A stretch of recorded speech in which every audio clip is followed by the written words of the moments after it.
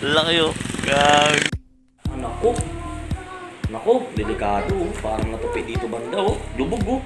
Biak oh. Wow. Napakaganda. Talaga, iba talaga gumawa si Yensen Jaya, no? Gambino. Ayun mga kadyo. Patay yung hamon.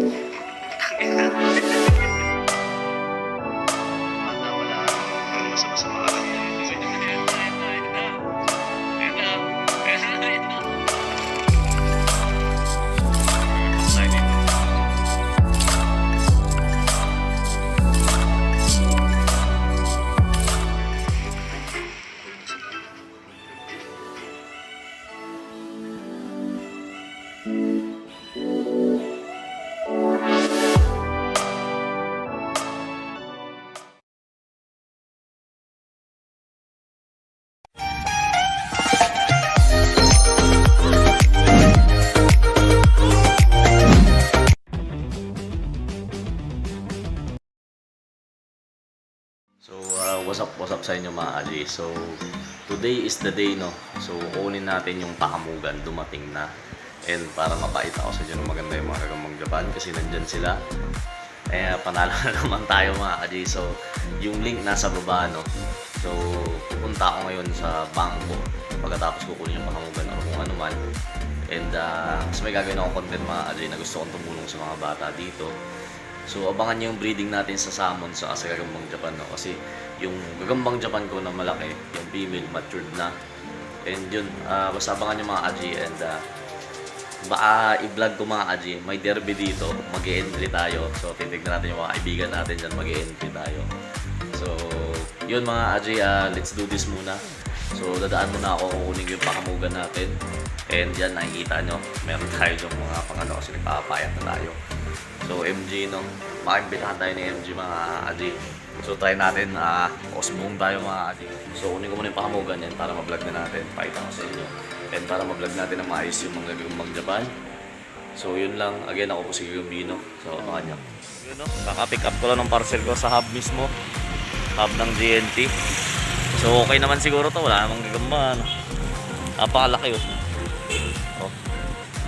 So, kudos kay Yensen Jaya, no? So, napalaki ng parcel na to.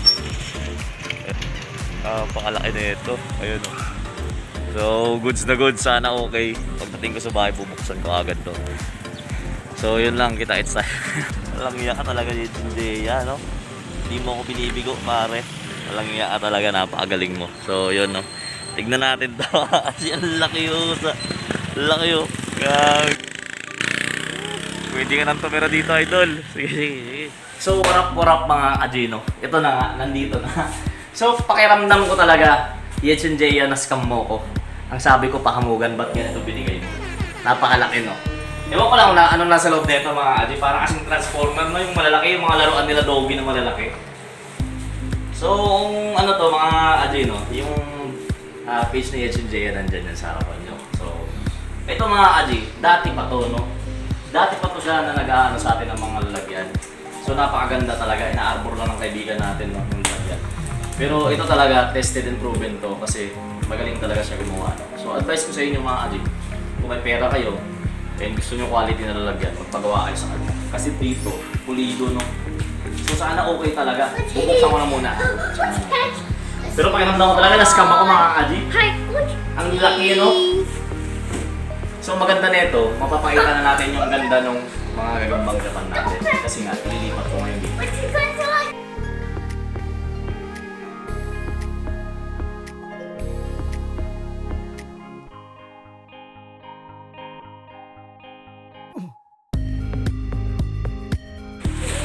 Tapos mga Aji, baka maglaban ako ng mga gagamba. Parang Sabong International, no?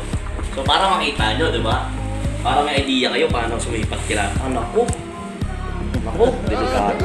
Parang natupi dito banda, oh. Lubog, oh. Biak, oh. Sana ayos, no? Kinakabahan ako mga Aji, parang ano, parang nadaganan. Okay.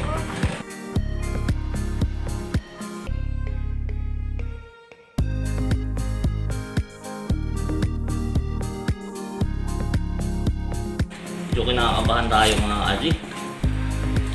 Medyo kinakabahan ako kasi parang may bitak, no? Yung karton, pero sana hindi naman.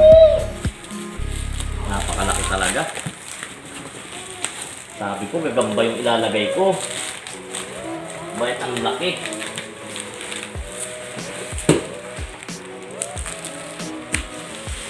Napakaganda mga Aji. Sana walang sira, no? Kasi maganda siya. Bing, bing, bing! Bing, bing, bing! Bing, bing, bing! What's that? What is that? Tapos ano pala, napakasulit ng ano nito, pagka-bubble wrap, no? Talagang hindi tinipid. Bubble wrap sa bubble wrap to. Yes, and Jaya, ha? So alam ko in-scam mo ako dito pero alam mo yun, hindi naman siguro ako lugi, okay naman siguro to. In-scam tayo ni Yes and Jaya, no? Yung ganda kasi nung binigay niya. So sana hindi talaga sira. Grabe, yung laki-laki ng karton, tapos ito yung laman. Pero lang. Grabe yung pinagbalot niya to, no? Sipag ng tao mga Aji. Iwan ko siya nagbalot nito, yung carrier na mismo, no? Grabe yung pagbabalot nito. Galit na galit, ayaw ipasira. Pero trusted ko naman si H&J talaga, no? Kahit dati pa yan mga Aji. So mo-order ako dyan ng pinag-giveaway ko dati sa bata, no? Sa kanya ko in-order yun, binigay natin sa bata. Ganitong ganito din, pero maliit yun. Parang 1 inch lang ata yun. Or 0.5, gano'n. Pero ito malaki to. Bing, bing, bing! Bing, bing, bing! Bing, bing, bing!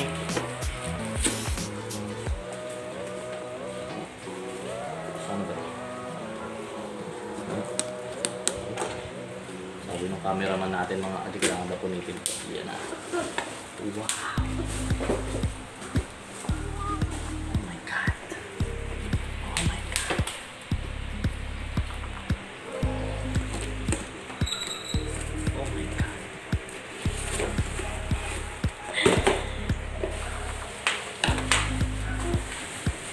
Wow! Napakaganda! Woo! So ito na, no? Ang ganda ng pagkakagawa talaga. Iba talaga gumawa si Yeds and Jaya, no? So itong brown na to mga Aji, ganito yan, ha? Tatanggalin na natin, no? Para makita nyo kung gano'n, no? Kaya hindi nyo pa nakikita yung gano'n. Ayan, no? Sample pa lang yan, mga Aji, oh. Wow! Grabe! Kahit super nyo na Japan, mga Aji. Ang ganda ng pagkakagawa. Tabing ganda, oh. Oh, tapos yung taas, oh, pwedeng pang yung nag-molt na nagagambang Japan, no? Pwede. Naku, ang ganda tignan ng gagambang Japan ko mamaya dito, mga Aji. So, ako na mas nagsabi sa inyo, no? Kung gusto nyo ng ganitong lalagyan, H&J lang malakas, no? So, pwede nyo naman tawaran sa kanya to. Kayo na bahala kung anong pag-usapan nyo, pero napakaganda talaga. Kahit dati pa, mga Aji, hindi ako pinapahiya nito sa mga kaha. Grabe. Oh, kasyang-kasya kahit yung malaki, no? Naggasgas ng unti to. Pero okay lang yan, walang problema yan. Kasyang-kasya yung malaking gagambang Japan, no? Tapos ang ganda ng ilalim. Elevated pa. Sabi ko, pre, gusto ko yung medyo may stand. Nilagyan ng stand. Pwedeng-pwede nyo nang tirahan to, mga Aji. Kahit kayo mga Aji, magkakasya kayo dito. Maniwala lang kayo. Subukan nyo, pumasok dito. Oh? So, warap mga Aji. So, katatapos ko lang, no? Napakaganda talaga, oh. Sa sunod to, orderin ko kay H&J, bahay na, no? Kasi ang ganda, eh. Ayan, no? In-scam tayo ni H&J. Ang ganda. Kasi pati baba, net din, no? Tapos, puti talaga, ang ganda tignan. Tapos, yung order natin na ganito pa rin kulay, ganito pa rin yung ginawa niya, no? Ang ganda, oh. Wop! Nagustuhan ko ginawa ni H&J dito. Elevated siya, no? Ito. Elevated siya. So, patong na rin siya sa lamesa. Ngayon, ang gagawin ko na mga Aji, lilipat ko na to. What is this? What's this? It's a big one. What is that? Alala, magbait yan! Alala! Put it down, Daddy. Oh no, put it here. Put it. So, kasi lilipat ko na, ano. Ayun, mag-molt pa rin. May chance pa rin naman mag-molt to, no? So, lagyan na natin siya dito. O, dyan ka na, bagong lalagyan mo yan. Napakaganda niyan, no? Wow! Tapos lalagyan ko yan ng dahon or stick mo. Yung male, oh, laki din, oh. Laki ng dito mga Aji. Madali lang to gawin na pag may mate sila, no? Kasi, so yun mga Aji, no? Habang wala pa yung anak natin, bilis-bilisan na natin ito. So, lipat-lipat lang natin muna sila. So yung dalawa nandun na sa taas. Ayun, male, saka female yan. Ang ganda talaga ng pakamugan na to. Yan, yung male saka female na nandyan na sila sa baba. So, automatic yan. Tapos, na-explain ko naman sa inyo no, ba't hindi sila magkaka-size. Kasi nga, depende din sa magiging gender ng gagamba. No? Kasi kung ganito siya, mataba siyang ganito, tapos magme-male talaga siya. Matik yan mga Aji, medyo matagal lumaki yan ng pag-male. Medyo may katagalan makipag-male. Pag female kasi masiba talaga.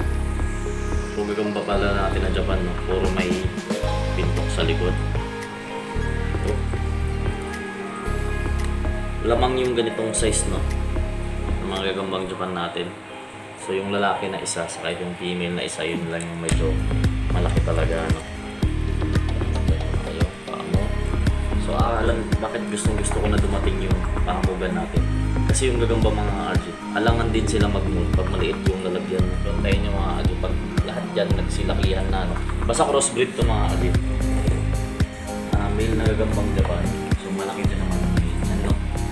So yan yung ipapartner ko sa salmon kasi wala tayong male na salmon.